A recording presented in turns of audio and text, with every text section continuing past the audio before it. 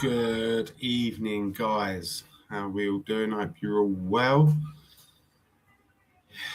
It's like really hot weather. It's been very hard at times to adjust to.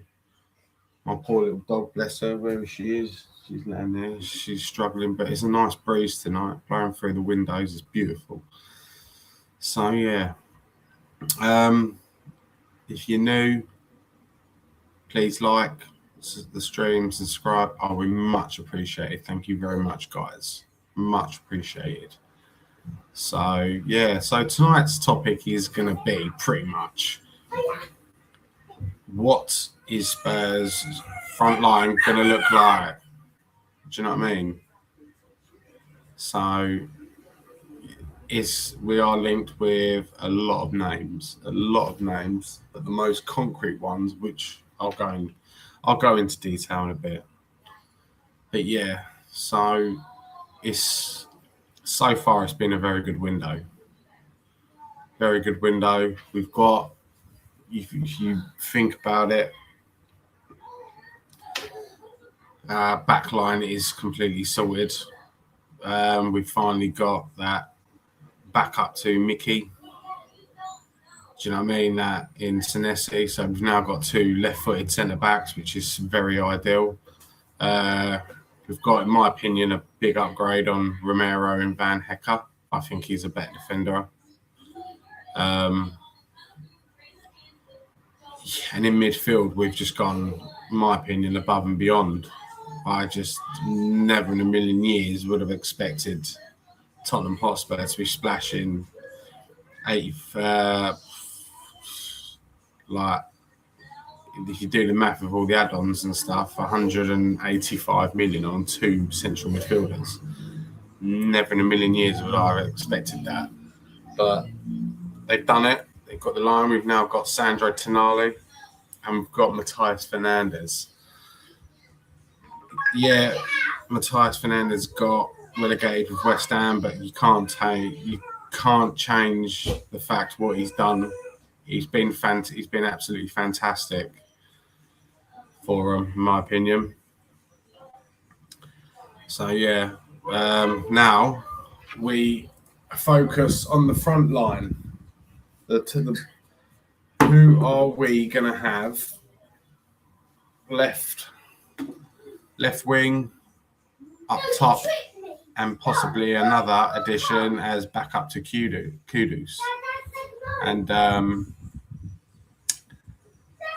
I've got my wish lists. I'm pretty sure you guys will as well. We are heavily linked with Rafael Leao, Savinho, and Krupi. He's coming to it. He's coming to it when you said no. All right, darling, don't worry. He's in the gown. And yeah, sorry, that was my little girl grassing up her little brother. Bless her. So, and yeah, so I would be absolutely flabbergasted if we can get them up right. Here we've got Anthony. He's finally had a trim in the beard. Oh no, it's going back a bit now. It's going back. I don't like it. My face. I feel too naked with it. Evening, Peter. You know what I mean? Yeah, you good though, mate? You all good? Yeah, not bad, you? Yeah, good, mate. It's like my first day off in 10. Oh, was it? I've done all day is nothing really. I mean, I've done the school run this morning and picked the kids up. I went on the 2 Mark show earlier. Had a good catch up with the boys.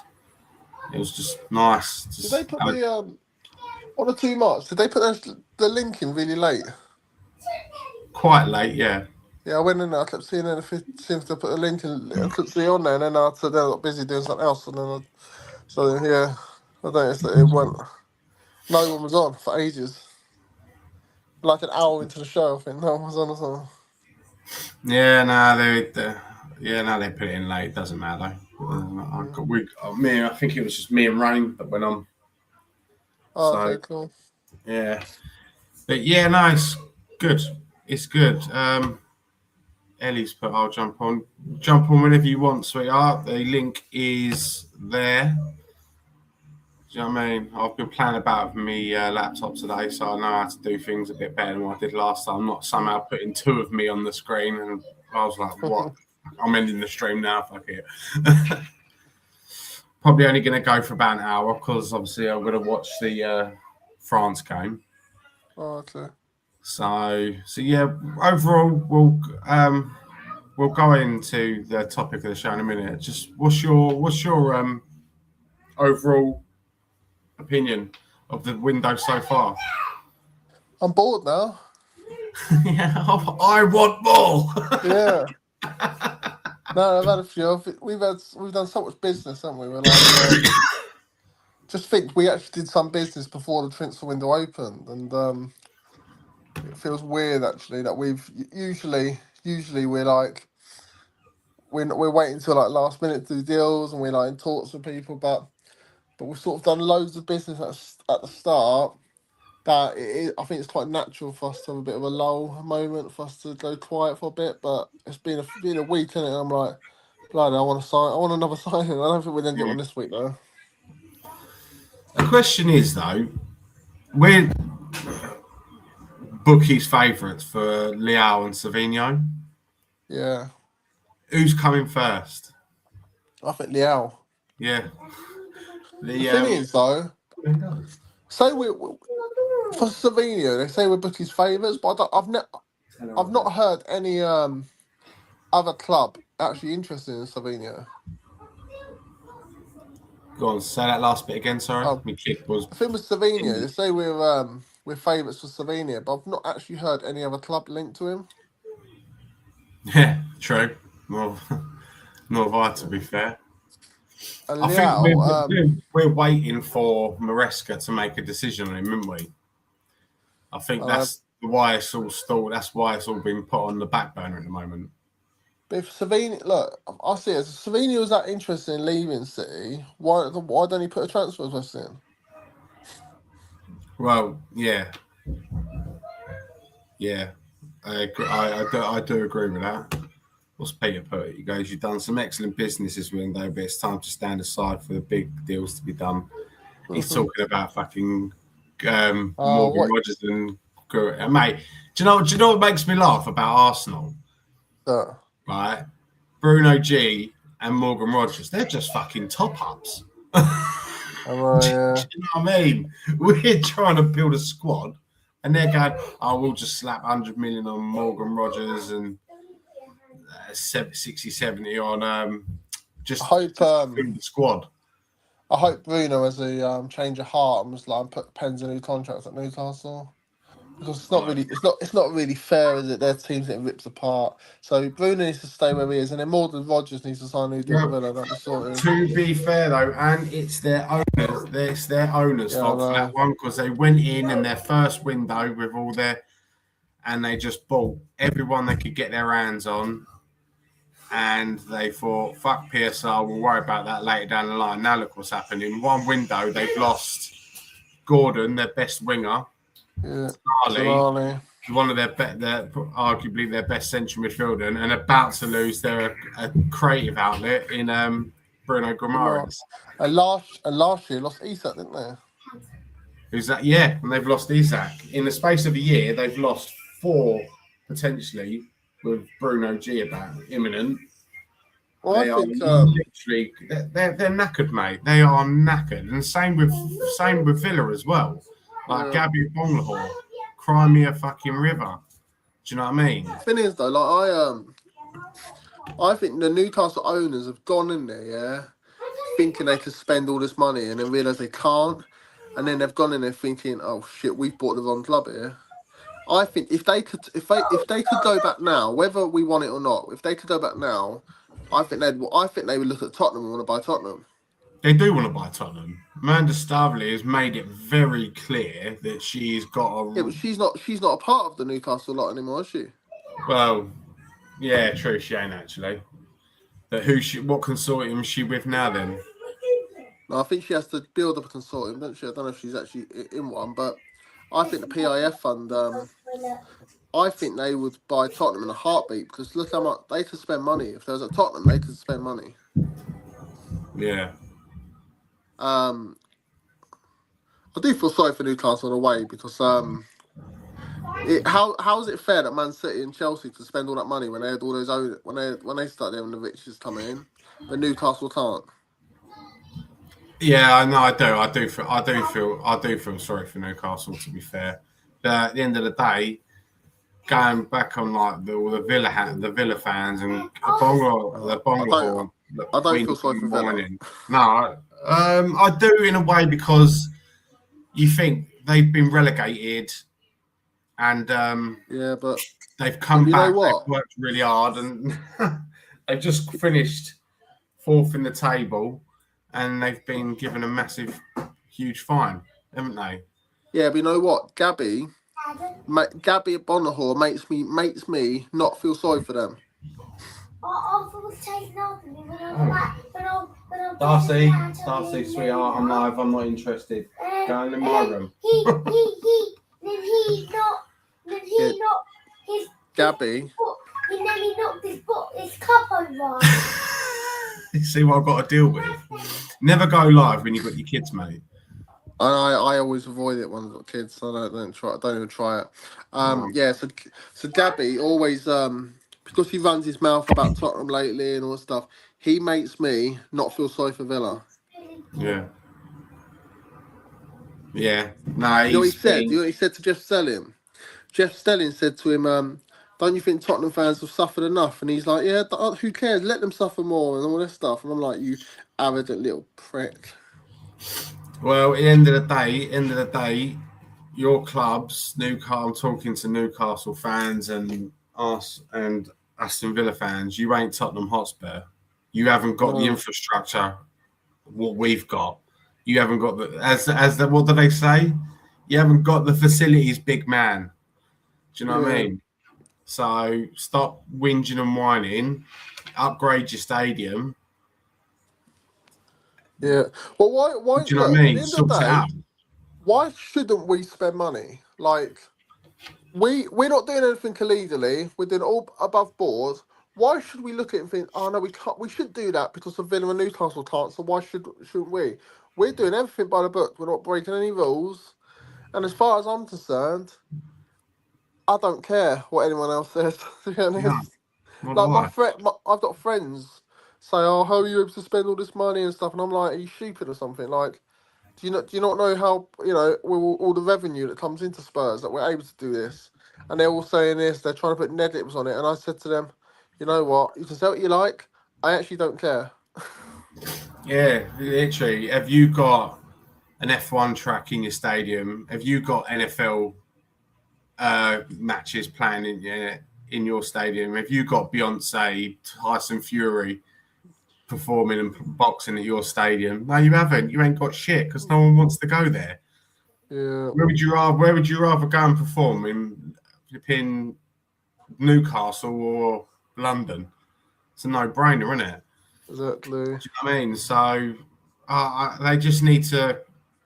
Do you know what? Right, I don't care. I'm going to gloat, and I'm enjoying every minute of it because what they don't realise, we've been starved of this for years and years and years, and now it's our time to. Yeah. Do you know what I mean? Enjoy the transfer market and what's coming because we deserve it more than anyone. So exactly, that's my opinion with that one. I feel sorry for I do feel a little bit sorry for Newcastle, but Villa couldn't give. I say I don't care about them. I do a little bit, but Gabriel Bonglor, just that rant he done on Talksport, mate, just made me die. I couldn't stop laughing at him. I was like, he wasn't exactly the best footballer in the world either. He wasn't. He was crap compared to. He runs his mouth off like he was a top player. He was not. He weren't even that bloody good. No, he wasn't. He was average. He was bang average. He just had pace. That was it.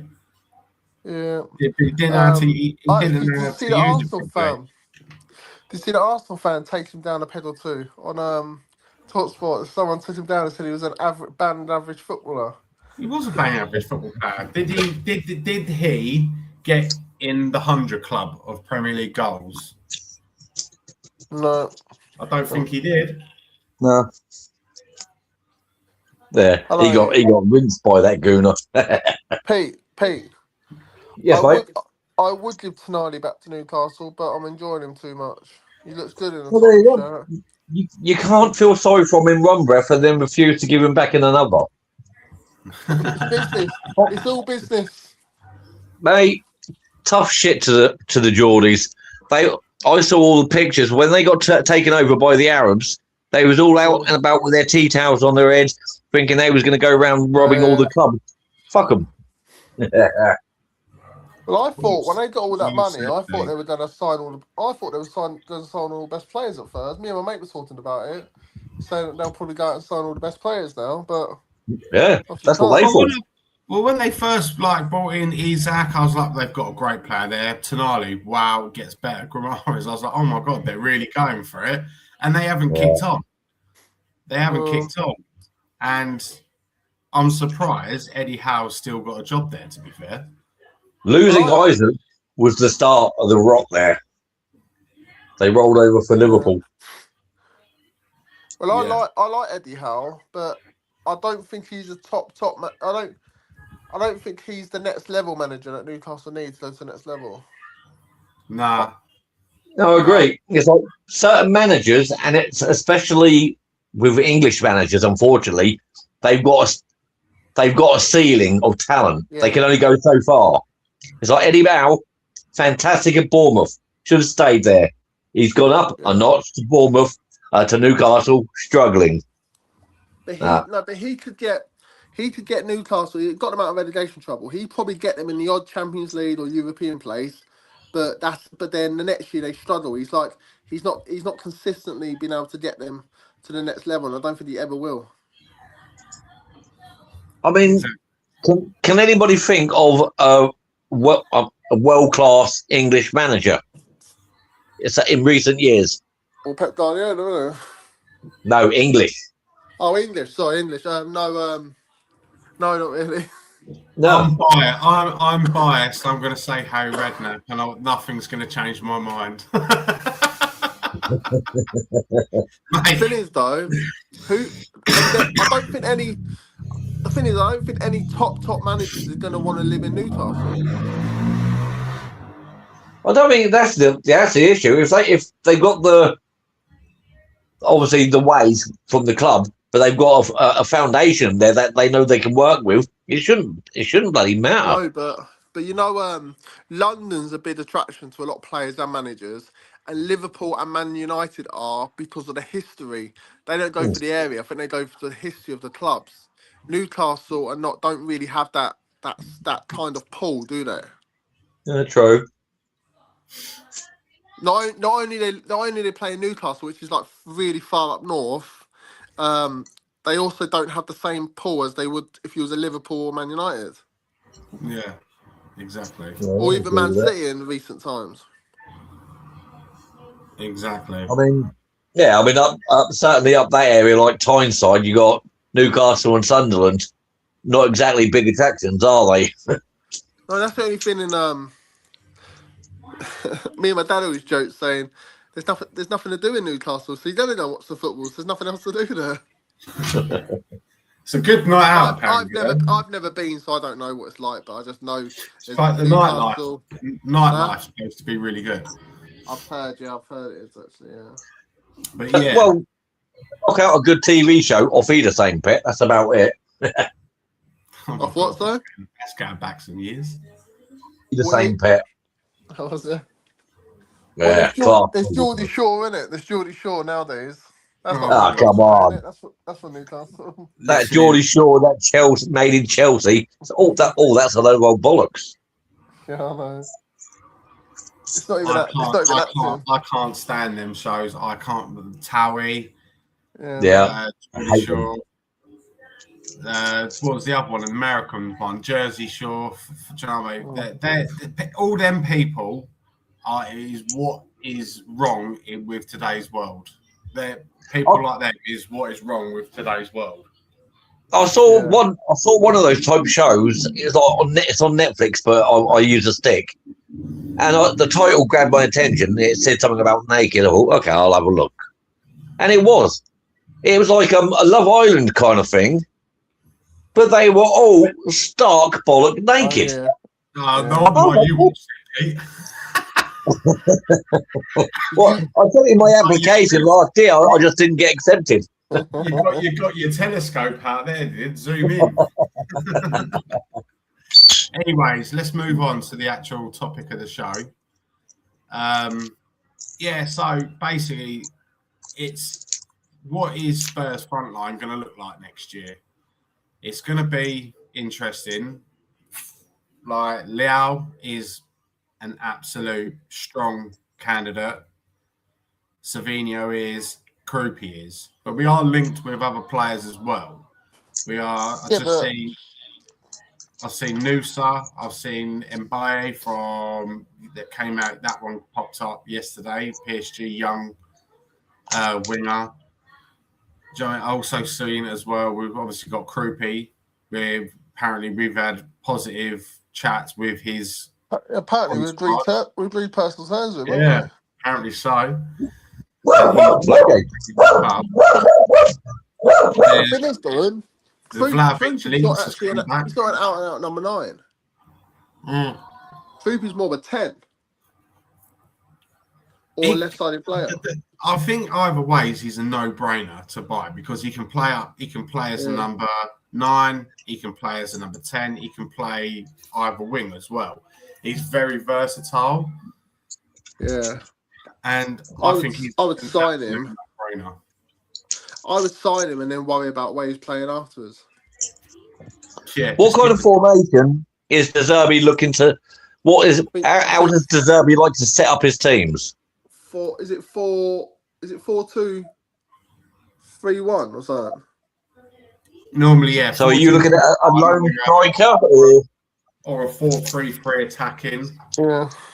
So it'll be a lone striker with a left-sided player support and a right-sided player supporting him, or it'll be 4-2-3-1. Usually, I think it is. Yeah, I'll be lone striker. No matter what, you'll have a lone striker.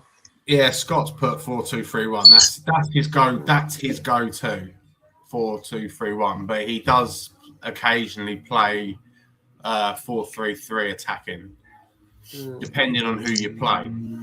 Yeah. But yeah, I'm thinking as well. Like I've seen again today, like Vlahovic has been offered to us. Leao's been offered to us. Like all these players being offered to us. The thing is, if they're being offered to us, then something seriously is wrong there. It's like they're trying to desperately get rid of them and stuff, and it's like I don't ever want players that are being offered to us. Yeah, Scott, he's in the house. Jump on if you like, Scott. You're more than welcome, my friend. More than welcome. Robertson for captaincy, absolutely no chance, mate. He won't come in. I know he's a leader, but he was no way they'll put him as captain in his first season. Who do you think will be captain? I think they'll get Mickey to sign a new deal, and they'll give it to him. It's funny they get Maddison to do the talk for Tonali, though, isn't it?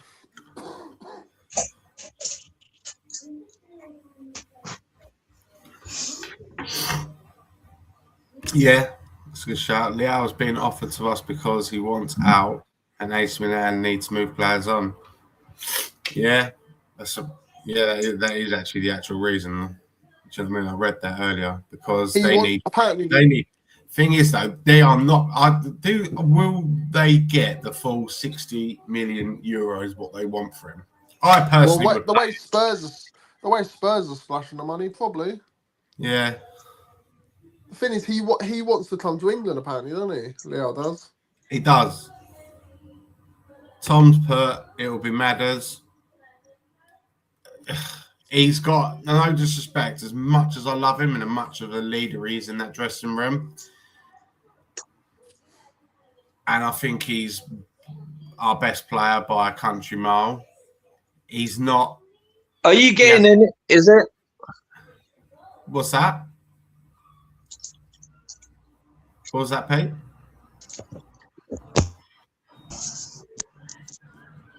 I think About are there any official rumours, or is it just the rumour mill at work?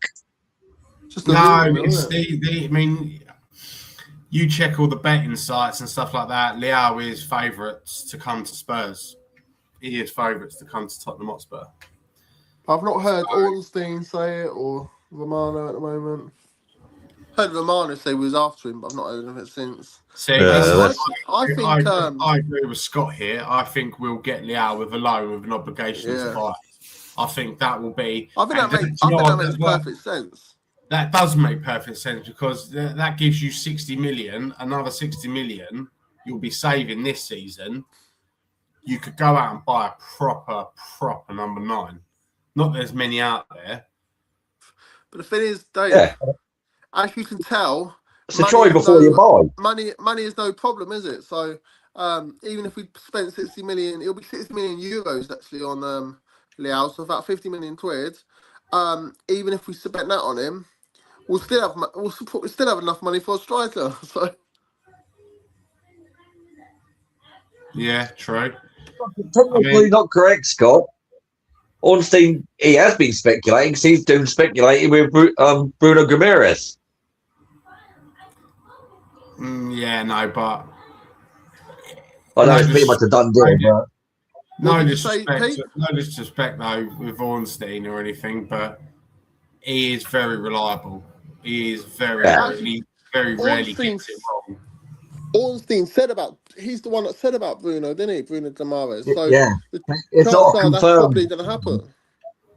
Yeah, it's likely it's going to happen, but it's not like here we go kind of thing. Like it's not yet.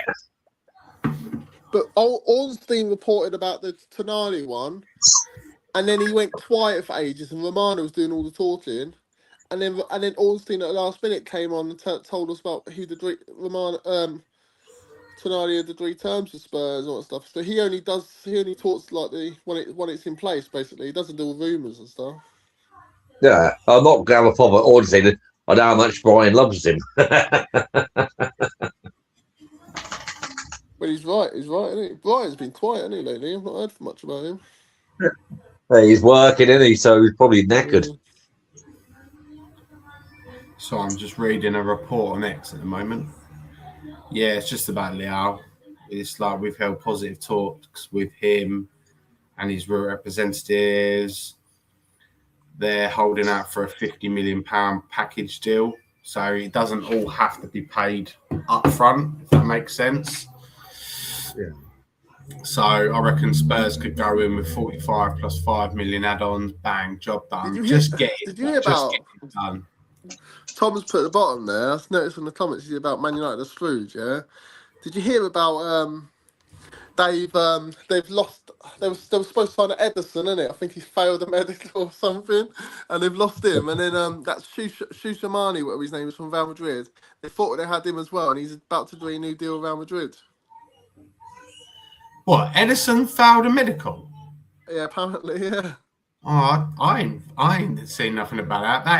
That is jokes, mate. That is jokes. Yeah, I've seen it on a few United YouTubers. Yeah, has it not come up on the BBC or something? What about Goldbridge? Has he come out and ranted? Yeah, I think he might have come out. I think he come out and said it as well. Yeah, there's a few of them that said it. you gotta laugh, haven't you?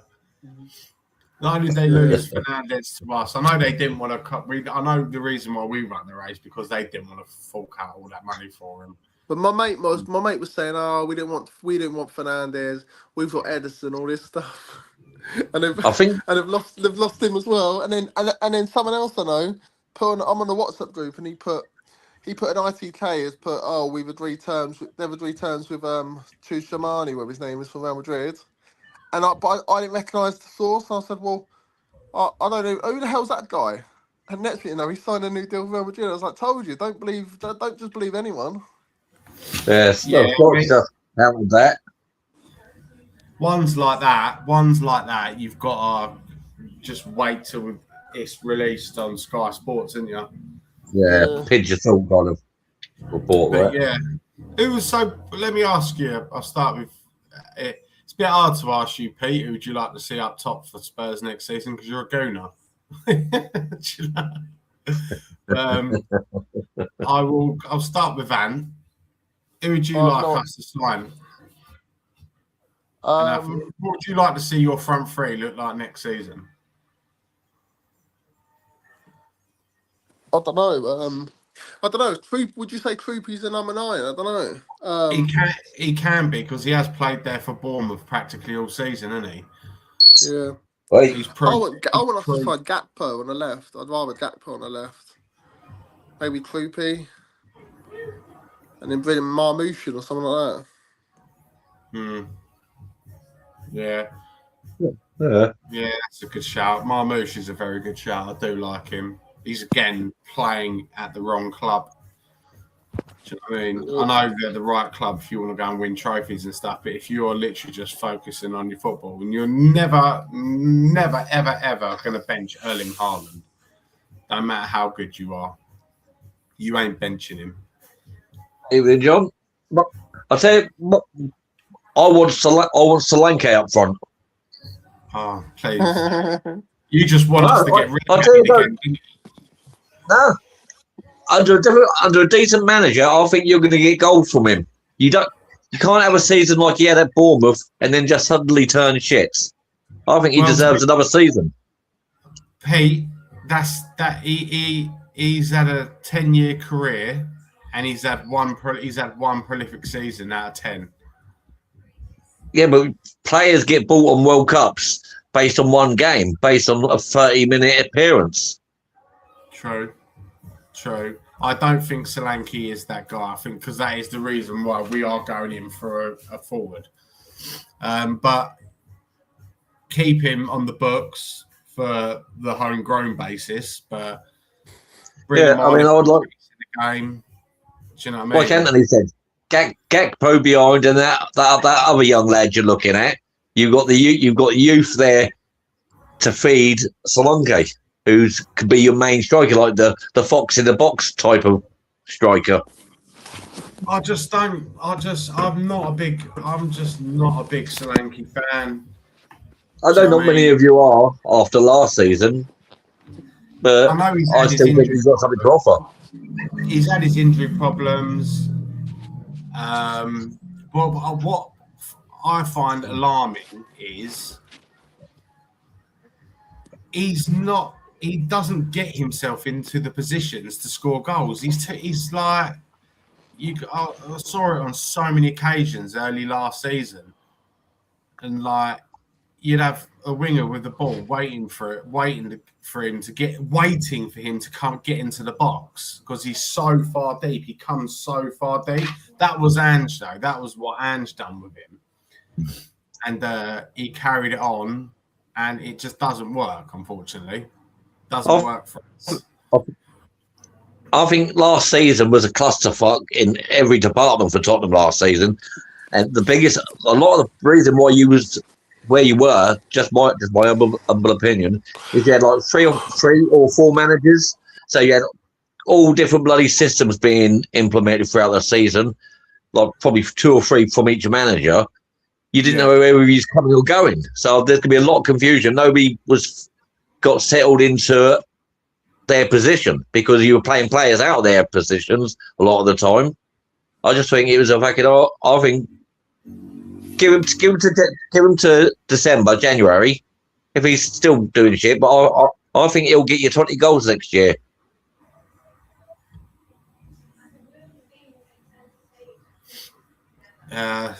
Yeah, it's a good shout. Sell Solanke, Richie, bring a new striker with height, size behind Krupi. Yeah, that's good. Right. Any people in the chat, would you take a punt at Dusan Vlahovic as he is a free transfer? Would you take a punt at him? Because the way I look at it is this, right? First things first, he's free. There's your no-brainer right there. I know he's not lit up Serie A, did at Fiorentina, but it didn't really work out for him at Juventus. In and out of the team through injuries, etc. Different managers and stuff, different tactics. He didn't adjust to it very well. I think he offers you a good plan B. If we're chasing a game and we need a goal, like we're playing against, say for example, it's 0-0 Newcastle against Newcastle, or it's 1-0. They're a physical team, big, strong physical team. Krupi ain't cutting it. He's getting bullied off the ball and stuff like that. You bring on, this is what I look as ideal. You could take Krupi off, bring on Vlahovic, who's bigger, stronger, more physical, and can handle that, and he could nick you a goal. Do you know what I mean? He's got it in his locker, right? I still think he's a good player, right? He's no slouch. He's big, he's strong, he's physical. He's very agile as well. For a big guy, he's not slow. He's got pace about him as well. So, but I would literally have him as depth, as backup, as a plan B. And this is what you need. You need a plan B. And but unfortunately for me, I've not seen anything of Solanke to be a very good plan B. Might work out differently with De Zerbi. Might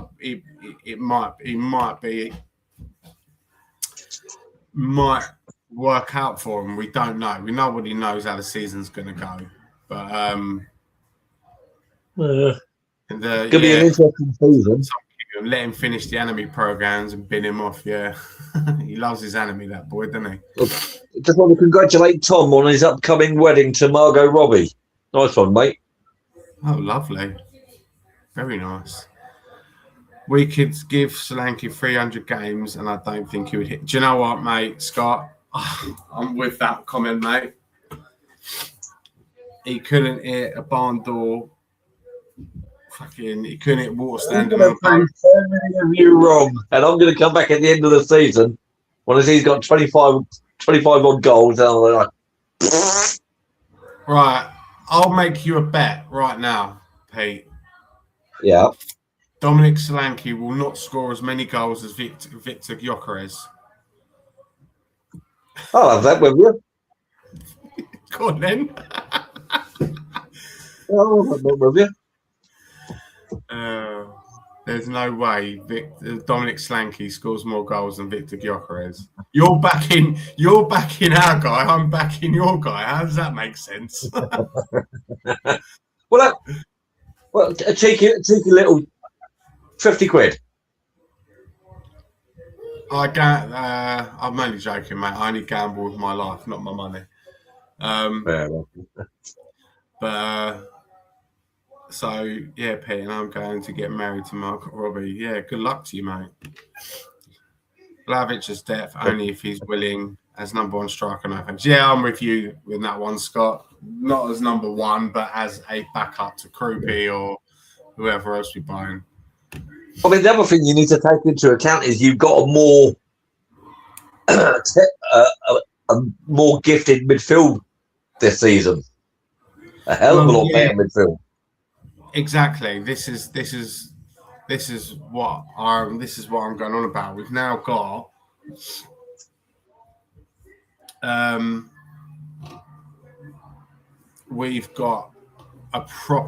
two proper central midfielders now. Yeah. Do you know what I mean? So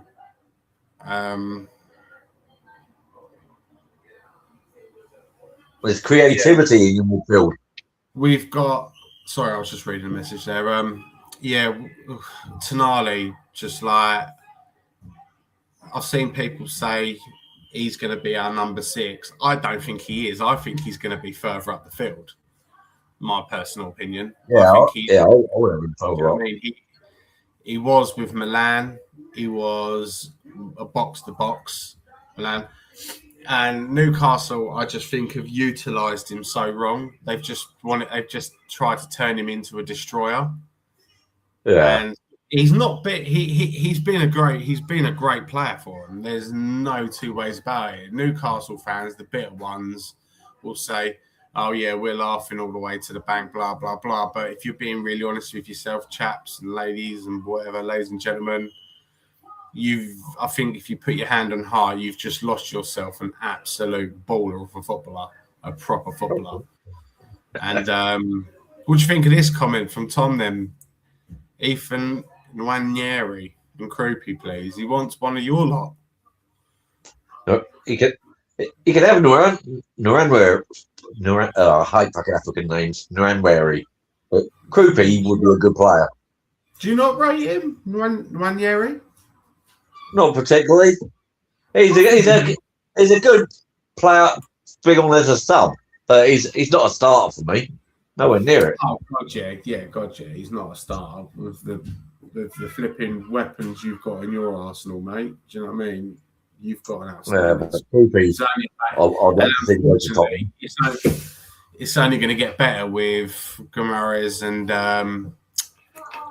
what's his name, Morgan Rogers. It's only going to get better. If we get those two in and bring it up, and we're looking at Bradley Bacola as well, and a striker, I think we'll be fucking terrifying next season in the league. I don't think that the team will come close to us. Yeah. Yeah, no, that's a good. Yeah, I think you could push next season and win the Champions League if you get them to. Very possibly. I still think you do need to get that left side winger problem. Yeah, too right we do. Do you know what I mean? I think we know Arteta's been negative. I see you're linked with Solis as well. Do you know what I mean? He's fucking class, mate. He is absolutely good. I've seen a few comments about him, but I've not seen anything major.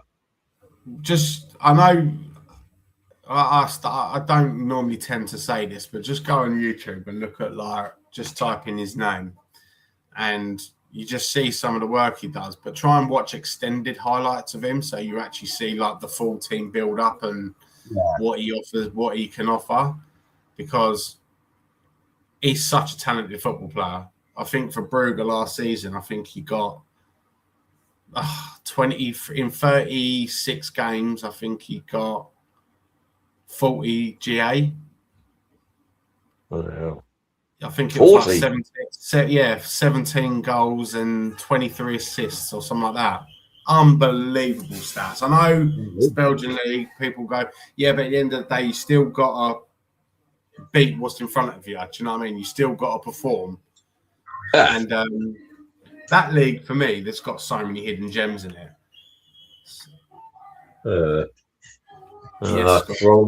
Season. Anyway, I've got my dogs biting me now. Oi. Small one. Bless her. She's sound though on the sofa. Yeah. So it's going to be interesting. I'd love to see. I'd love Liao at Tottenham because I just think if you can get that. You can get that good side of Liao, what we know he can do on a consistent basis. He's going to cook in the Premier League. Yeah. He's an inverted winger, but he's got the ability to go on the outside as well and use his left foot as well as rather than cutting in. That's what I like about him. Whereas I find so many wingers these days, they're so restricted with only 1 foot. Do you know what I mean? And so yeah, it's predictions of the game you're talking about, Scott. The tonight's one. Oh, tomorrow's game. I assume the France-Morocco game. Yeah, I'm going to go 2-1 France. I don't think France are going to have it all their way. They're a very, very hard team to crack down, and they will try and get them on the counter-attack, Morocco. I can see France walking all over Morocco, 3 or 4-0. Yeah, I was going to say 4-1. I watched Morocco and their defense is very suspect. I think Morocco will give them a lot of scares, but I think with no Saibari there, they're going to miss that finisher. And I think their defense, like they played against Canada, right? And we're terrible and we got chances. But we have nobody who can finish. So I think France will rip them open. But I think Morocco will give them a scare. Like I think they'll have lots of chances because Morocco has some really talented individual players there. But I just see Mbappe getting a good 2 goals at least. Yeah, their goalie, Morocco goalie, is suspect sometimes. He makes some big saves and then he makes some. Right, I think he does very good in the penalties, but I don't think they're going to get to penalties. That's the problem for Morocco. Nowhere near it. Someone's on a wind up with this comment. Yeah, I'll see it. I actually feel sorry for Canada because I'm a huge Alphonso Davies fan. I think he is an absolute talent. But he's just crocking. He's crocked all the time, injured all the time, and he's got weak knees, isn't he? And I don't know if he'll. And actually, when he plays for Canada, he's not as good as he is when he's with Bayern partly because he tries to do too much and he's forced to do too much. So this is not. I'm not trying to insult him, but he actually isn't usually our best player because he just tries to do everything. And nobody can do everything, right? Does he play left wing for you? He plays left wing, left back. He kind of is often just a rover. Like he moves around, like I said, because he's trying to get involved in everything.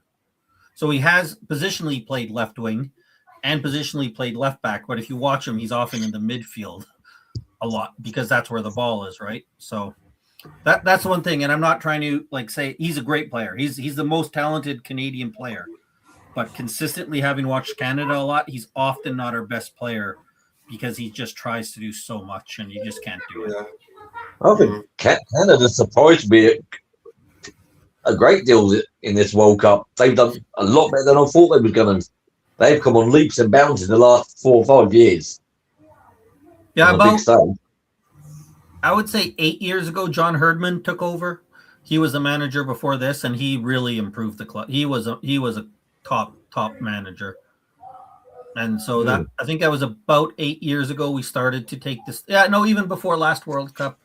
Yeah, about 2 years before last World Cup. So I guess 6 years ago really is when we started to step up. Yeah, I think the World Cup is opening up to more teams. Like more teams have got a chance now than there used to be. It's like Canada, America.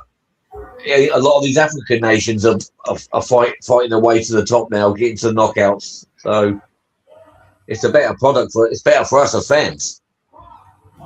Yeah, and I think what you saw with Canada and probably the US as well, maybe Mexico, is Canada really benefited by being put in pot 1 as a host.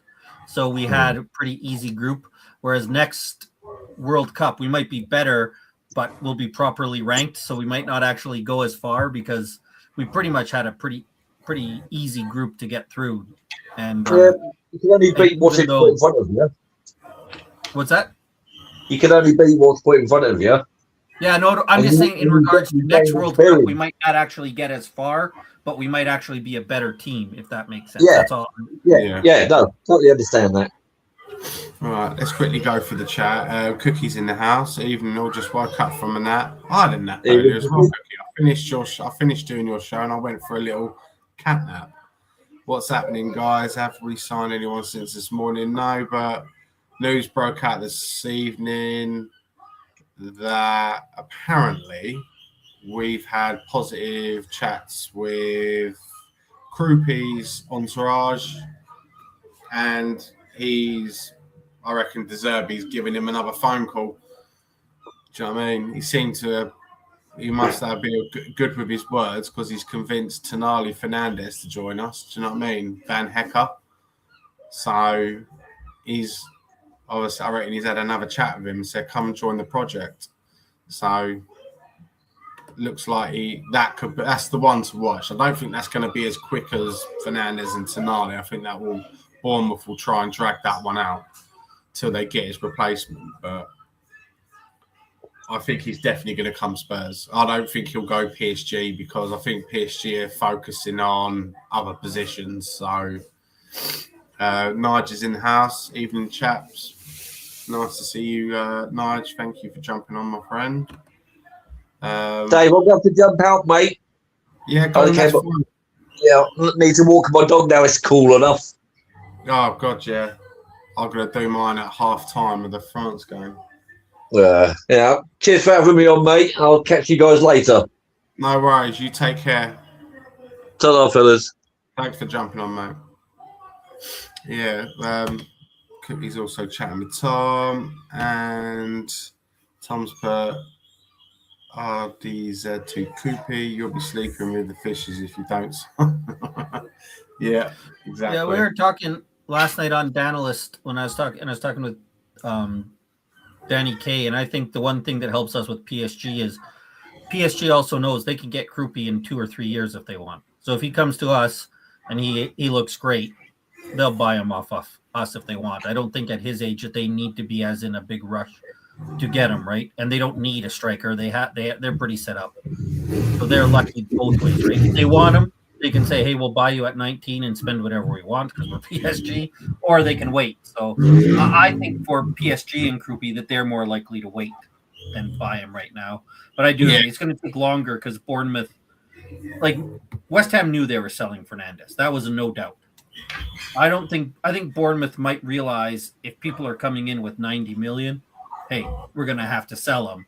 But I don't think that they're as anxious to sell them as Tonali and Newcastle and Fernandes and West Ham. So I think that one we're going to have to wait. Like you said, Dave, I agree. Yeah. Yeah, no, yeah. I do think I haven't seen many other clubs linked with him though, really. Just the PSG one and obviously us. So a lot there was some Arsenal links I saw. And you never know, like when we say links, right? I'm sure if I want to, I can go find somebody on Twitter who linked him to anyone. But yeah, exactly. I do think there was some talk about Arsenal. That one to me would make sense, depending on what they got rid of Trossard. If you bring him in with Gyökeres, they have so many games they could find time for him to play, right? And then you have him and Gyökeres, you could play together. You could play one or the other. I just think when the place isn't, we don't want to praise Arsenal, but the reality is when you just win the league and you go to the Champions League final, you have the pull and the money that if you want a guy, you can get a player like Krupi, even if he's not a desperate need for you. Yeah. That's where we hopefully get to, right? Well, that would be the dream. But I mean, I'm looking at Arsenal now. Look at their squad, and they're favourites to get Morgan Rogers and Bruno G. And they're basically top ups, aren't they? Do you know what I mean? And it's just like, for fuck's sake, how can you? Oh, a dream! I'd a dream to have them at Spurs. Yeah, that's what happens, right? Liverpool had it when they were flying. City's had it for the last 10 years. Is when you're at, and then sadly Arsenal's at that level now. When you're at that level, you buy guys like a Guimaraes and Rogers, and you say, well, they might start for us, or maybe we'll have them behind Zubamendi, or maybe we'll have them behind Eze. Oh, that's where you hope to get to. That's what Spurs should get to, right? Where we're signing guys. And then we're going to dream about where they can play because we have so many other options as well. I do like our philosophy, De Zerbi's philosophy at the moment. He's just buying. He's thinking of the now, He's not thinking about the future because he's our most promising potential players we had. Vuskovic, not even kicked a ball for us yet, and he's gone. He's been shipped out the door with a 20% sell-on fee as well. So in 3 years' time, if Brighton slap £100 million price tag on it, we get 20 million of that. So, do you know what I mean? He's clearly not thinking about the future. He wants to. He's obviously been instructed, get this team winning again. And I think our ultimate goal next season literally has to be focusing on our home form. Do you know what I mean? Yeah, I agree. That Vuskovic deal was great. And the reality is I think with a player like him, I mean, I just think we need to have a focus on the now, because bringing in a Vuskovic for the future to a team that's a mess right now doesn't do him any favors. We've seen that, right?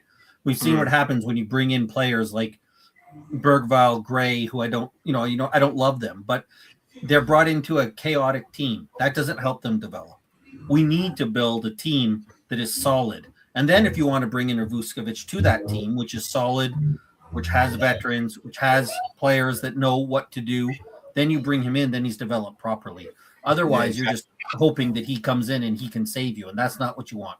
You don't want to have to rely on players who are still developing and don't know what they're doing. So I agree with you 100%. It's the way we have to be right now. Yeah, we've got, and I think we've really got to be ruthless in getting rid of players, even if you have to take huge losses with them. Like Richie's in the long run, players like Richie, Solanke, Bergvall, Sars, Vicario, Romero's, they've all got to be shipped out because they're borderline average. And if you want to be a team, what they keep portraying us to be, we want to be pushing for Premier League titles, Champions Leagues. You ain't going to get that with that caliber of player in your team. You're not going to get even close to it. And we've seen enough over the last couple of years that these crop of players aren't good enough. And I'll stick by it. My eyes, I watch a lot of people watch football with stats. I watch with my eyes. And what I've seen over the last 2 years has been absolutely piss poor. Yeah, we won a Europa League. Big deal. It was great. Fantastic experience. But my opinion is the only reason why we won that Europa League is because Man United were equally just as bad as us. It was the battle of who was the shittest, and we prevailed. And so there's a lot of work needs to be done. I'm not expecting it to be done this window, but I do want to see minimum this window. I want to see Romero gone, Vicario gone, Sarr and Richie gone. Them four gone. I think they've had their time at the club. Sarr hasn't progressed at all. He's regressed, if anything. Vicario, he hasn't progressed. Do you know what I mean? And he's supposed to be at the peak of his powers, and he looked worse than what he did when he first started. And yeah, Richie's just Richie. I don't rate him. I've never rated him. Don't understand why we paid £60 million for him. I think he's utter trash. And who was the other one I mentioned? Romero. Richie, I just think he needs to go because he's a very bad egg. He's an absolute bad egg, and he costs us in big games when with his recklessness. You know what I mean? So if we can get rid of them, bring in I think I safe to say I think our midfield and our defence is done. Goalkeeper situation sorted. I weren't really too thrilled with Kinski being the number one choice, but at the same time, I think it's a risk, but it could pay off because we saw the last 6 under De Zerbi, like what he can do. Do you know what I mean? He had an absolute nightmare against Atletico Madrid. That would finish most people's careers off. That would have done. Mentally, that would have finished a lot of people off. But he bounced back. Do you know what I mean? And he showed a bit of character, and I like that. And he did save us from relegation. But I think he's going to get his one chance next season to prove that he can be the number one goalkeeper for the foreseeable future. If it don't work, fair enough. Go and get me, what's his name? Gregor Kobel from Dortmund. Great goalkeeper. I love him. You know that I'm not happy with Kinski, but I agree. I'm not happy with Robertson and Udogie as our left backs, but we're not changing that. I think that's settled. That's what we're going to go with, and I think it's going to hurt our chances, but that's what we're doing. So I agree with you that we're not going to see anything changing there. That's what we're going with this season. I think the midfield is settled other than the moving guys out. And I think we do. We have to move guys out. I mean, whatever the cost, like if somebody's offering 5 million for Romero, okay. But like I think what we have to realize is the value of these guys is what the market says. And if we think that we want to get 30 million for Sarr and teams are only offering 20 million, we have to move on because there is a problem with having a bloated squad. We've seen that in the past. And we need to move out the players that aren't there, that aren't part of the future anymore. And yeah, totally agree with you, Scott. Totally agree. We've got to be ruthless with them as well. You literally just got to drag them in the office and say, look, you're surplus to requirements. Do you know what I mean? And, I think Richie, whatever. If it's 20 million and we paid 60, it sucks, but we have to. That just has to go for 20 million. Yeah. And I think Romero, I said it before the World Cup. I think he was always a guy who's leaving after the World Cup. Argentina is important. I can see he doesn't want to get involved with it during the World Cup. He wants to focus on the World Cup. I think once the World Cup goes, somebody will pay us between 40 and 50 million. I think that's roughly what we spent for him, right? If I'm not mistaken. And then he'll move on. Yeah. And I think now, I know now a lot of people are worried. Oh, is nobody going to buy him? I think after the World Cup, you'll see. Somebody will pay the money for him and he'll move on. I don't believe any of this. He wants to stay.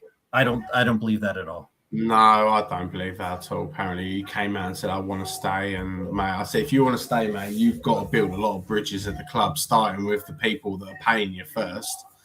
Do you know what I mean? But I'm thinking, though, Spurs could use this to their advantage. If Argentina do win the World Cup, that will drive his price tag up drastically. And we could use that to our advantage.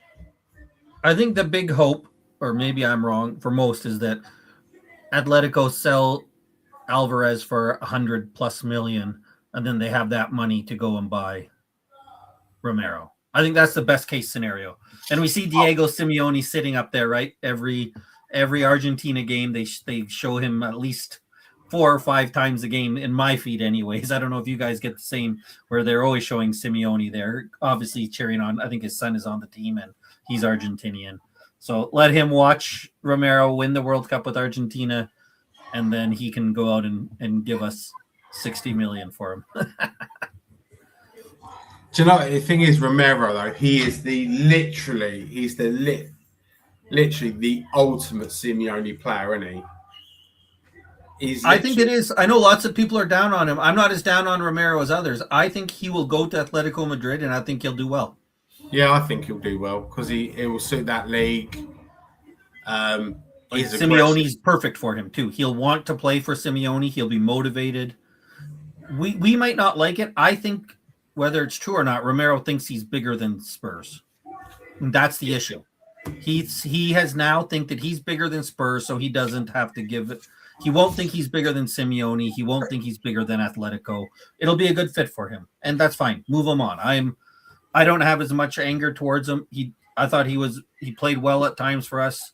He didn't play well for us. He wants to go. I'm fine with him to go. Move him out. Yeah, I'd be more disappointed if Mickey van der Ven left than Romero, put it this way. So I think that's next summer, but we can get there. Yeah. I think next summer he's going to Liverpool, but do you think? I think Van Dijk will probably be about ready to be done, or maybe one season after that. I think I would think there's a good chance Van de Ven goes to Liverpool next summer, but we'll see. Yeah. Well, let's just tie him down to a new deal and whack a huge sell-on fee. That's what I think was likely to happen, right? He get him to sign the new deal with that sell-on fee, so the club guarantees they get something he can feel comfortable that he can move on,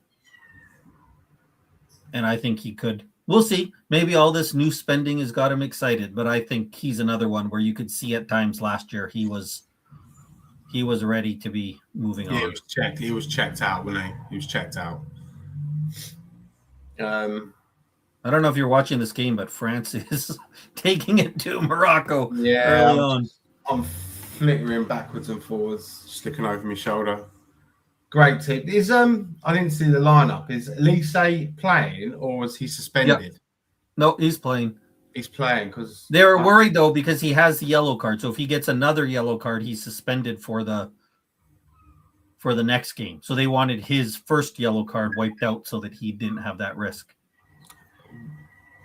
But so if we go, because I need to look at the chart again. I mean, if England go through, who do they play after that? Argentina, isn't it? Yeah, it'll be Argentina. Yeah, Well, assuming Argentina has to beat. Who do they play? Belgium. Yeah, they'll beat them. Yeah. I don't mean to. Yeah, they would probably play Argentina because I think it's then France, Spain would be the theoretical matchup on the other side, if I'm not mistaken. I could have that totally wrong. It could be a potential final. Do you know what I mean? It could be a potential final of Argentina-France, couldn't it? Yeah, I mean that would be a pretty good Final Four. I know people, you guys over there are hot and cold about England, but England, Argentina, France, Spain. That's pretty top level semifinals. Yeah, that is. It's literally the best you could want, really. I mean, in today's football, do you know what I mean? They're your top 4 best international teams, aren't they?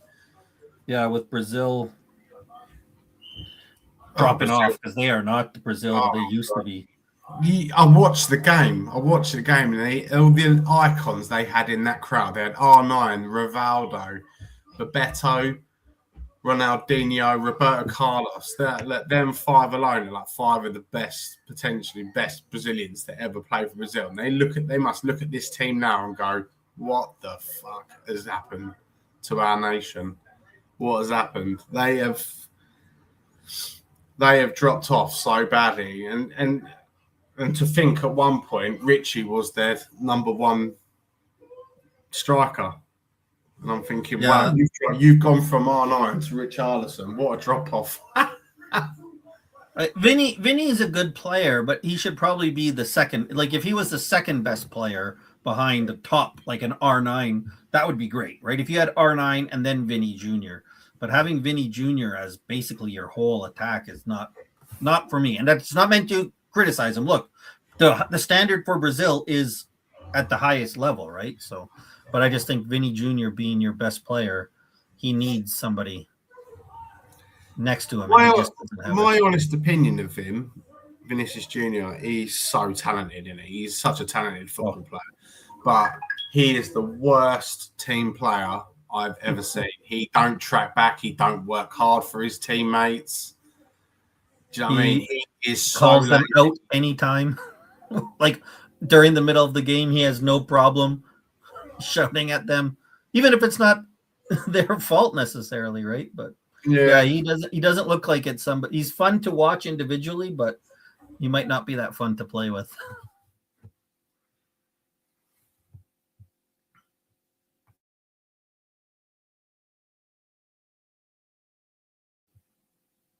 Oh, Dave, are you frozen? Yeah, I can imagine it. So Mourinho won't put up. Yeah, I think it all froze there. Are you back now? Yeah. Yeah. I didn't know if I was frozen or you were frozen or what. I guess there's only 2 of us. So it was both of us. Yeah, Mourinho will not tolerate him getting tackled off the ball, not tracking back and trying to win it back. He will not tolerate that at all, and he won't have a problem with benching him. Yeah, that'll be interesting to see how it goes. That's for sure. I didn't even remember about Mourinho. I think Madrid absolutely screwed up with the whole Alonso thing. They sacked him way too early. Yeah. Do you know what I mean? The players at that club are so entitled. Do you know what I mean? And they're so spoiled. Like, they don't respect anybody. And it's like playing with watching a bunch of teenagers, like, off the pitch when they're all arguing, and like you can see Alonso shouting instructions, and they're just doing that, like flicking their hands at him to say, "Well, yeah, fuck off, mate." Do you know what I mean? And like, Nah, It's you a never- team for me of individuals that wasn't really well thought about how they put. It's like we'll get 11 super talented people, but we don't care if they work together or if it makes sense. Even more than 11 because they have good players on their bench, but doesn't work. If you know what it like, you have to have a mixture of players that are going to do everything you need to do. And some of the players like have to do the dirty work and they don't, right? Mbappe doesn't like doing it. Vinny doesn't like doing it. Bellingham sometimes seems like he doesn't like to do it. And well, he done it the other night for England. I'll give him that. yeah, but the other game, I don't think he did much of it against what game? Maybe it was DRC or Ghana or maybe both.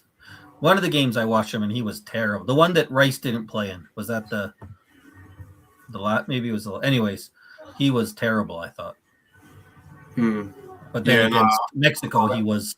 I said that after the Mexico game, I was like, finally, Jude Bellingham has finally showed up to the World Cup. It's only taken him, what was it? It's only taken him 5 games to show up. Do you know what I mean? Yeah, the Mexico game, he was amazing. Full credit. Yeah, it was.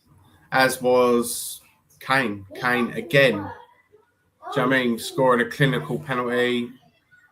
Got that assist for the Bellingham first goal, I think it was. Or the second goal, I can't remember. The second one. Yeah, it was the second one, yeah. He's just on another level when he came. He's just on an absolute another level. And people say he's like really kicked on. He has really kicked on since he's moved to Bayern. He has progressed further as a player, but he was doing stuff like that. He was doing this stuff at Tottenham. Do you know what I mean? He still was. It just because he was playing for Tottenham, it weren't recognised as much. But right, what are you doing? Sorry, Scott. One sec. What are you doing? I think the one thing about Kane that is always impressive and underrated is when he gets those chances, he finishes them. And we've seen with a lot of the other top players that when they get chances, even the top players miss it. And I think it's underrated his ability to just finish every chance he gets and every half chance he gets. That's for me is what's most impressive about Kane, but it's not maybe as exciting as watching when Mbappe makes a big run. But that, like his ability to finish every chance you give him is quality. It's what you need. It wins games. The fact that you give him half a chance, he scores. That's how teams win. Did you see the Argentina game the other day? I did. Oh, I was that to me, the VAR decision to go back and take away that Egypt goal to me is everything that's wrong with VAR. It's everything that we shouldn't be using VAR for. Yeah.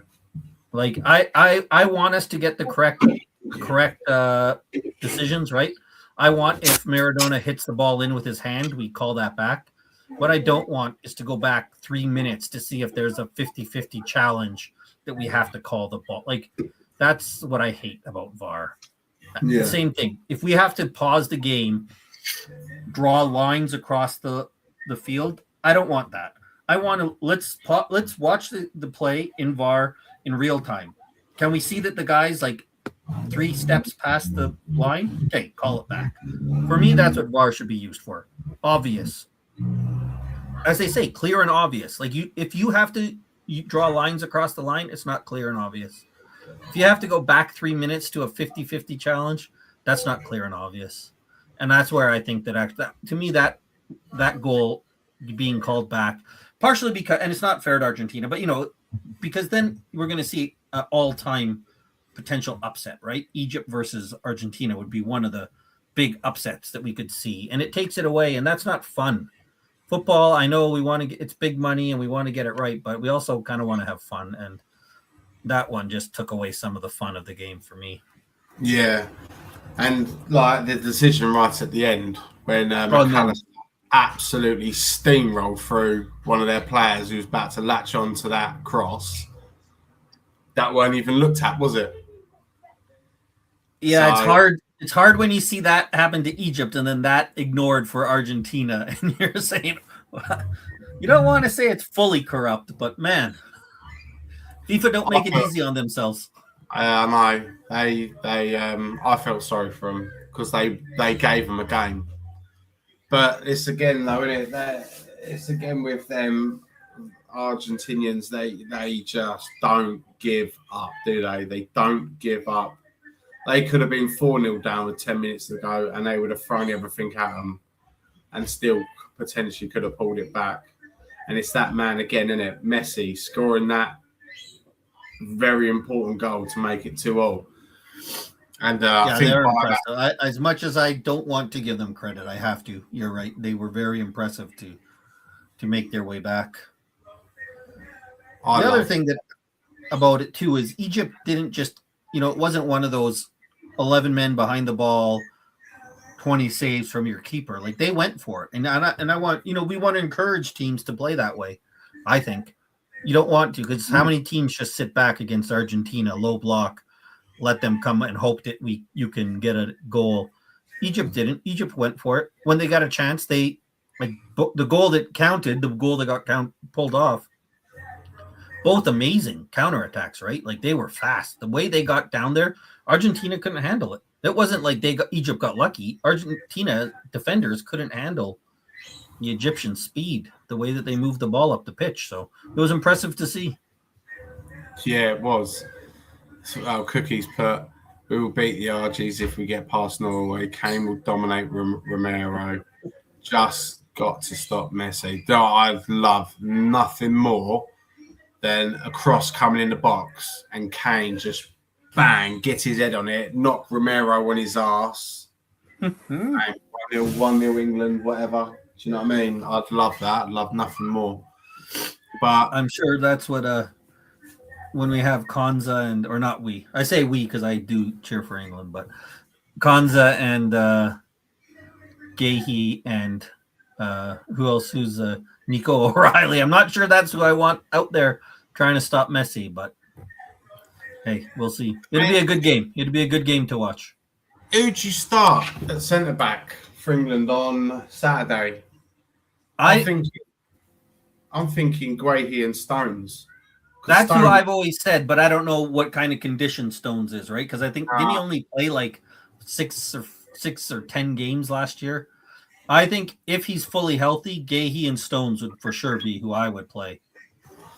But because Stones knows Haaland inside and out, then he plays with him for City. So I think he's a good solid center back, and that's what England needs because their back line is out of shape a lot. And I think if you have Stones there, he'll help because O'Reilly is still kind of learning left back, right? He came up as a midfielder. Kwanzaa, when they played him, he's a center back playing out there. So I think if you have Stones there, he'd give them a lot better shape of, hey, he'll be the man to watch to make sure everybody's there and covering space. But I don't know how healthy he is. I'll try to give Tuchel some credit that maybe Stones isn't able to go for 90 minutes because to me, it's the obvious choice, him and Gahey. I'd even take a 50% Stones over 100% Konza. I just think Konza's had a terrible World Cup. He's been caught out of position so many times and people blaming, what was it? Who scored against us? Was it Ghana, wasn't it? Ghana, wasn't it? Who scored against us, wasn't it? Or was it? I think it was the DRC. It was Congo, right? Yeah, Congo scored. When Spence was like... When Spence had a choice to make. Either go with the attacker or leave the left winger free at the back, and he went with the centre back because, to be fair though, it's not his position to be marking that forward. Konsa and Grahey got dragged out of position, and do you know what I mean?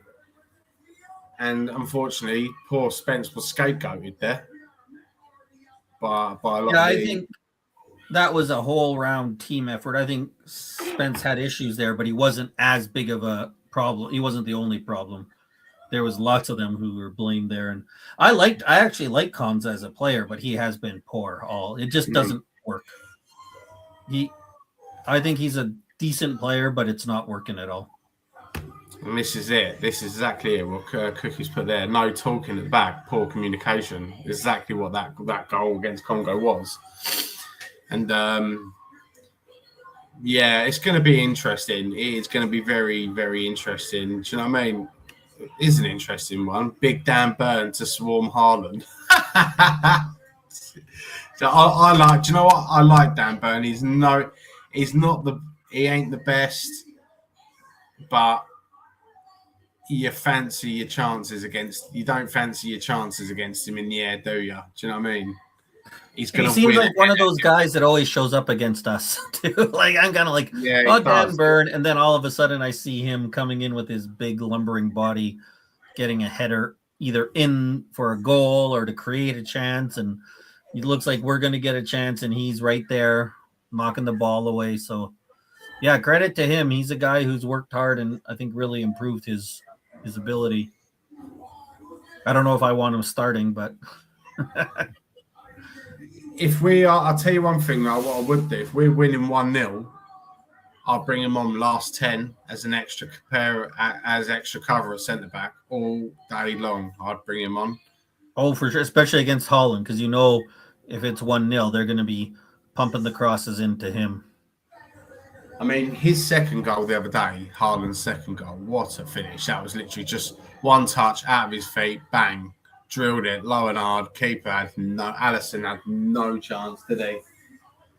Yeah, people think that Haaland's just big. He reminds you every once in a while, no, he's got a lot of actual technical skill there as well, because that goal was quality. He has, but he's an old school striker.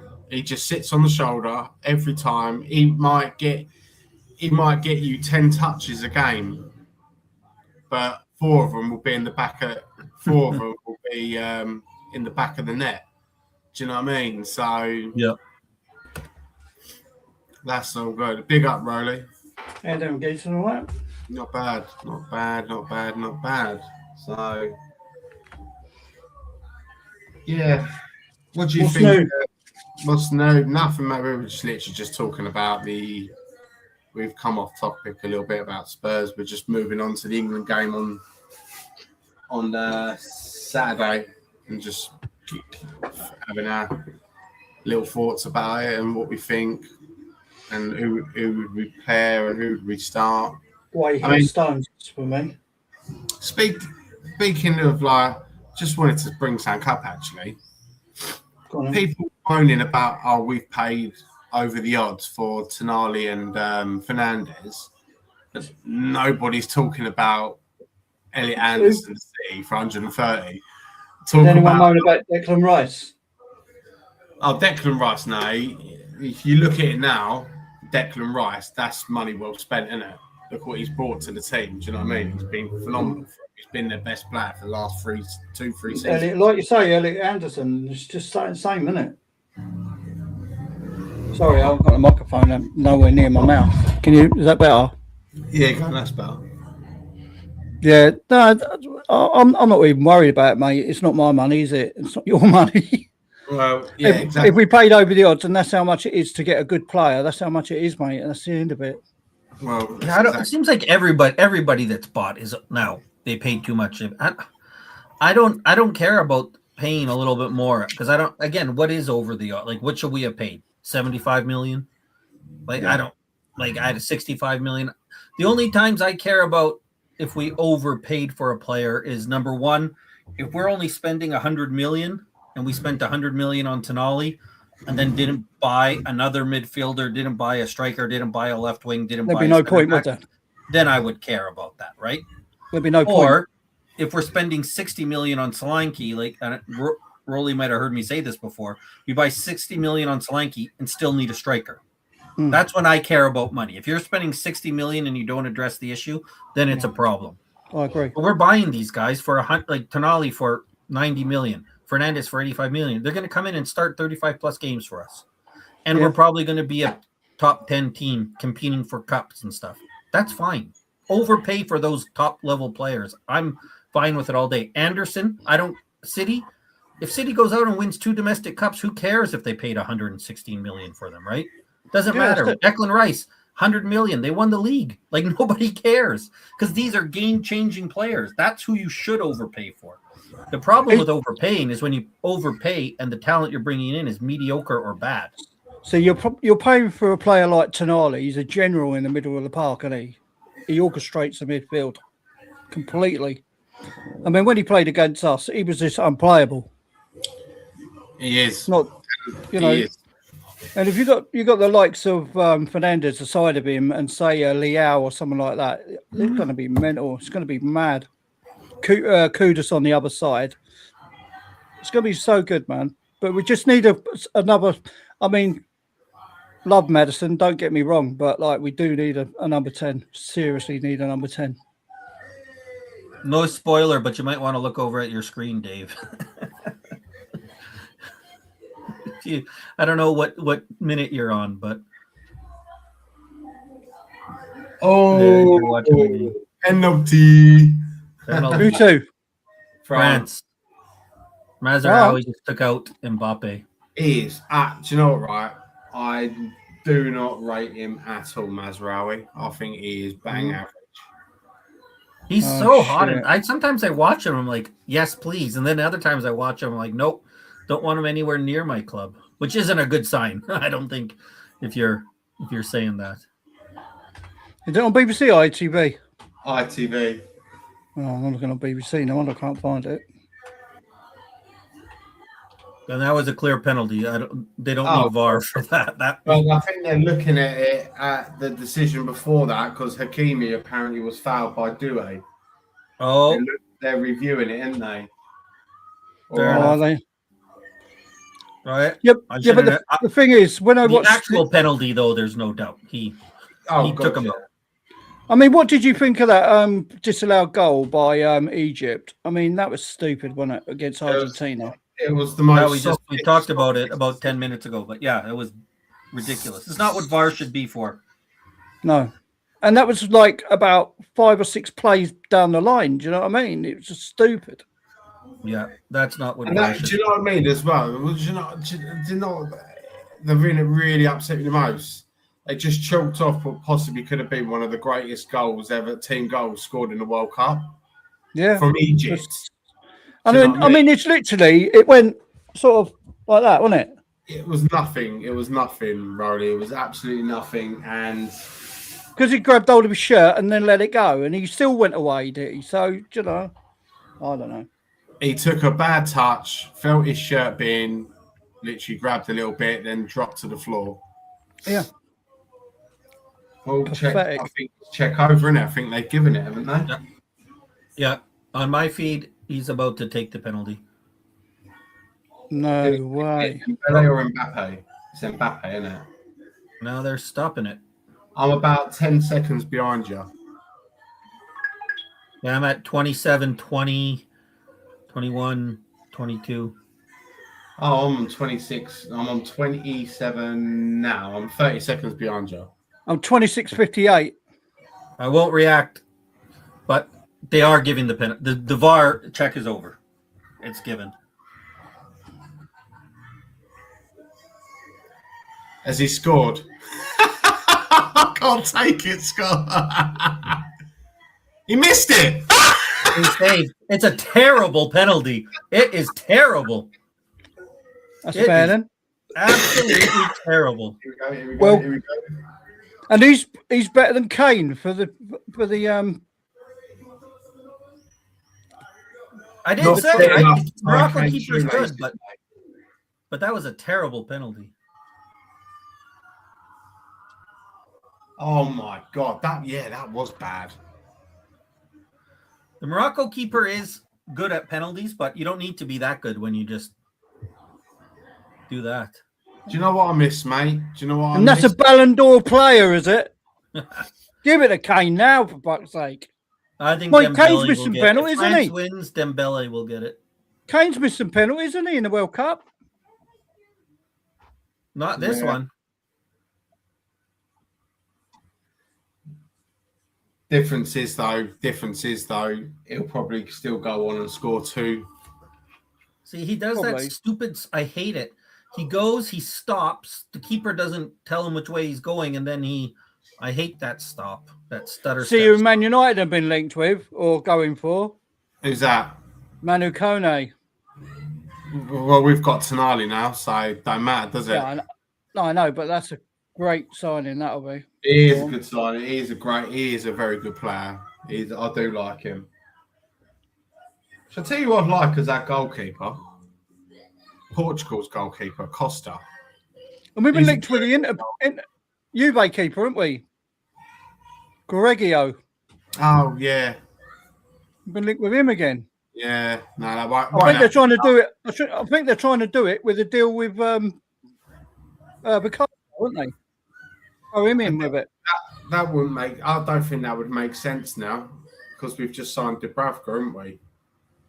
Well, there you are. You know what I mean? Yeah, I don't think we're adding another keeper, but I would love Costa. Yeah, he would be Great goalkeeper. I watched him the other day against Spain, and obviously the only time he looked like any under threat was Marino's goal, wasn't it? At the end, right at the last kick of the game.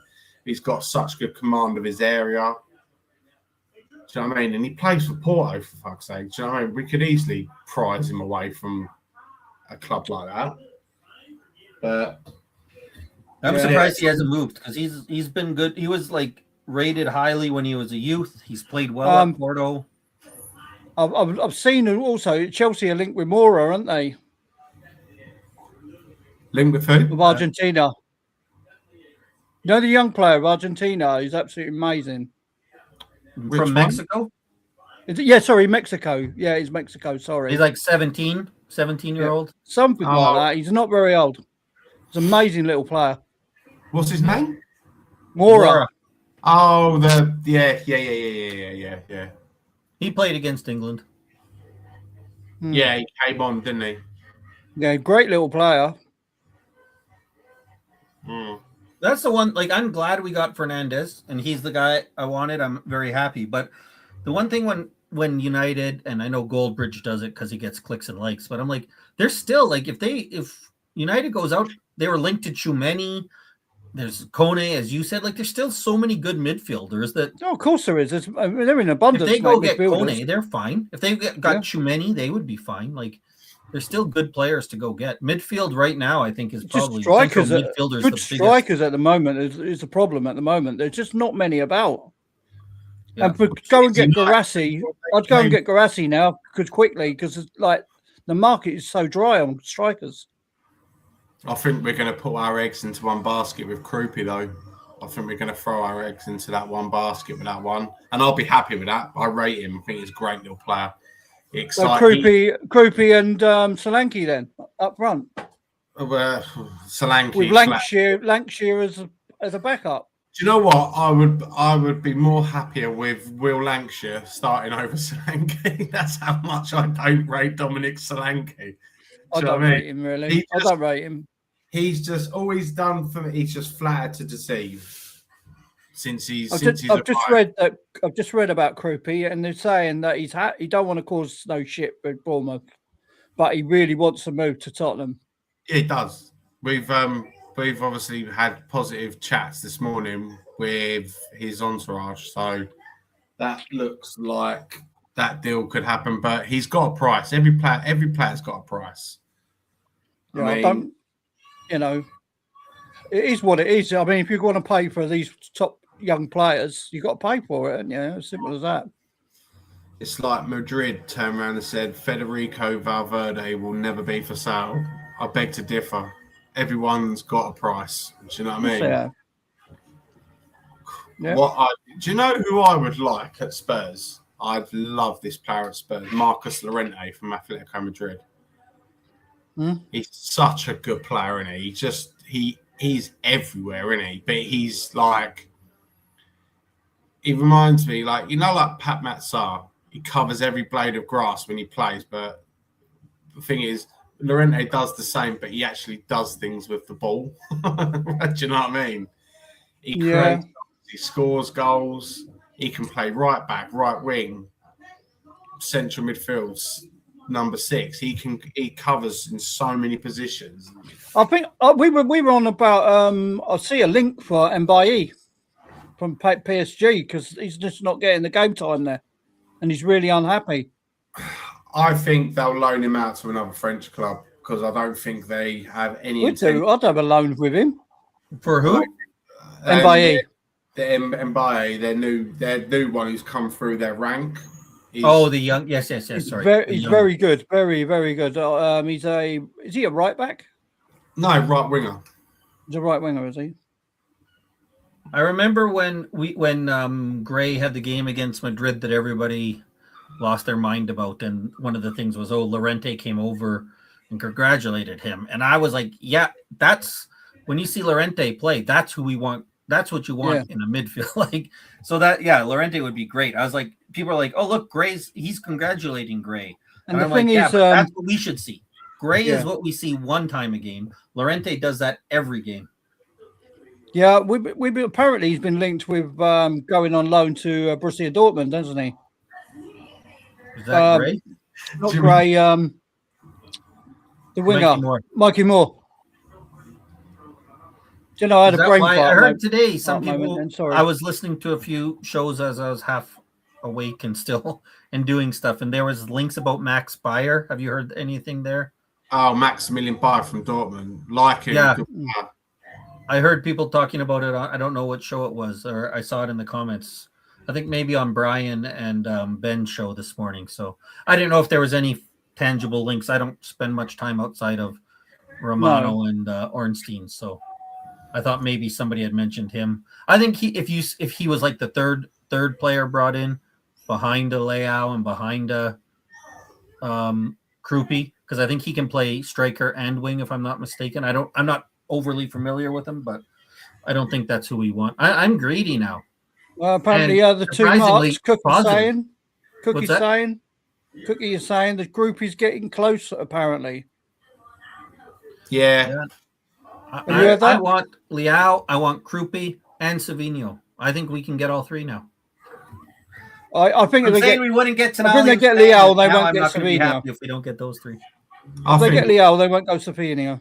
I think they will, Rolly. I think they want more depth. They want a backup.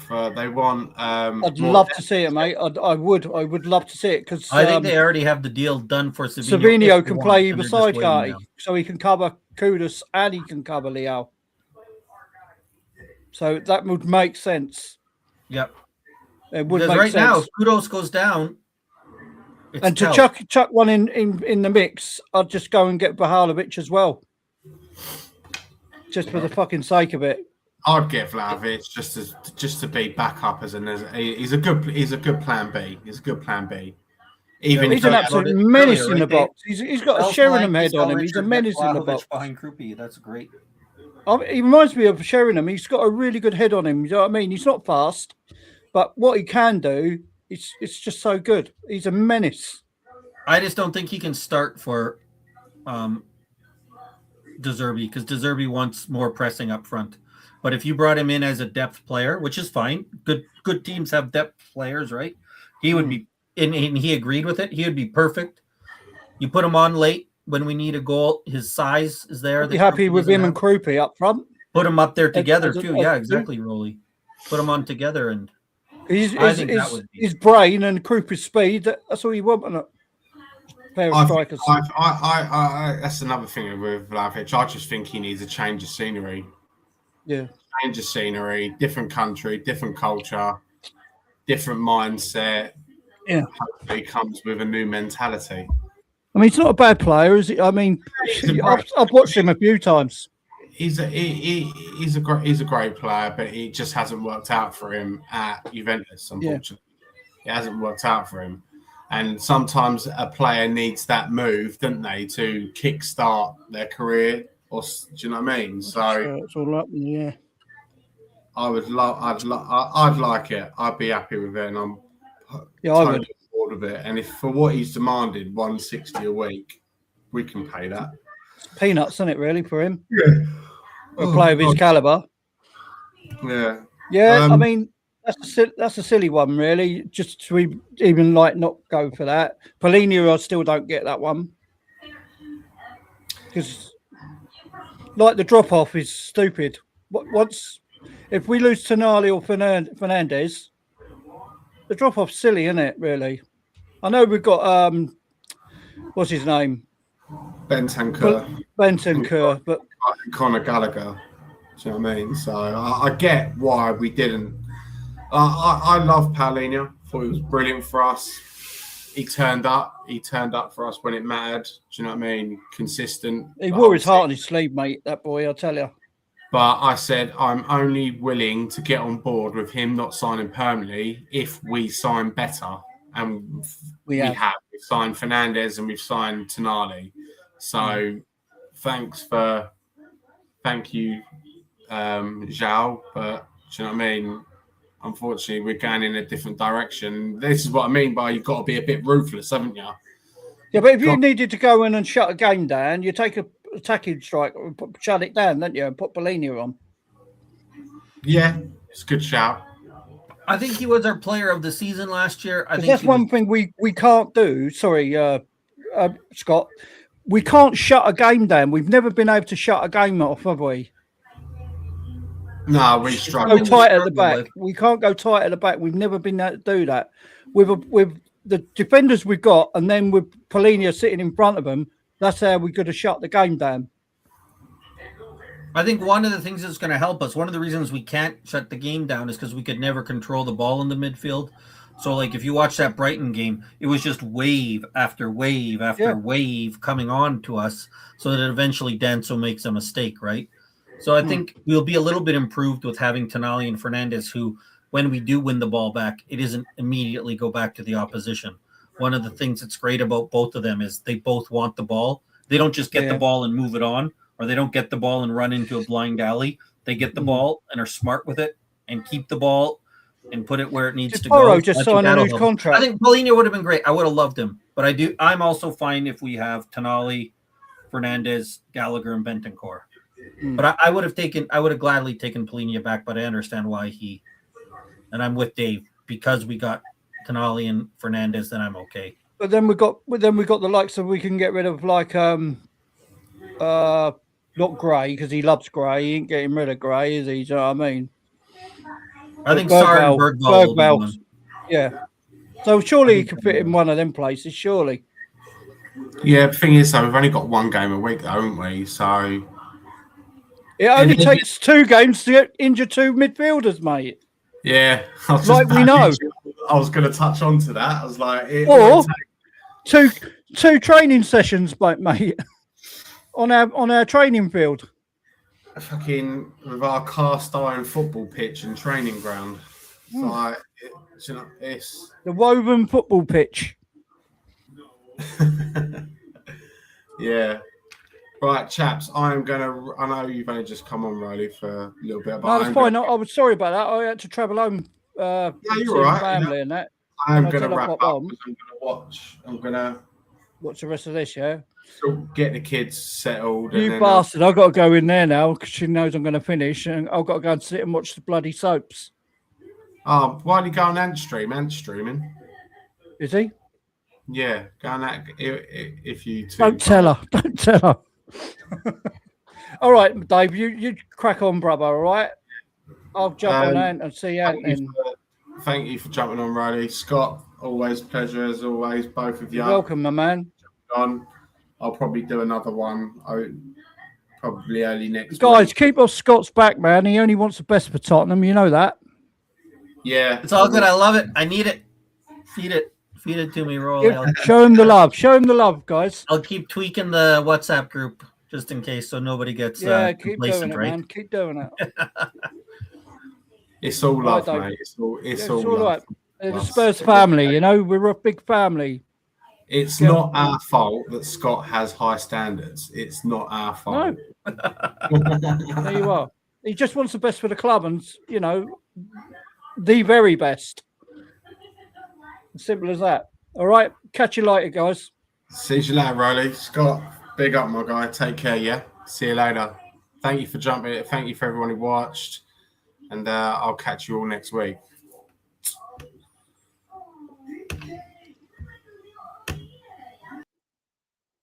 There you go. You're going to jump on with Anthony, Scott? Yeah, I got to go I'll come on in about 5 or 10 minutes if you're going over. Yeah, I'll nip over and see him. I don't know how long it's going to be. It's in a little while. I gotta see because it's the middle of the day here, so I gotta see who needs to be picked up when before I start jumping around. But if not, I'll go hop over there. All right, Scott. See you later, mate. Take it easy. Always good chatting, Rolly. And you, brother.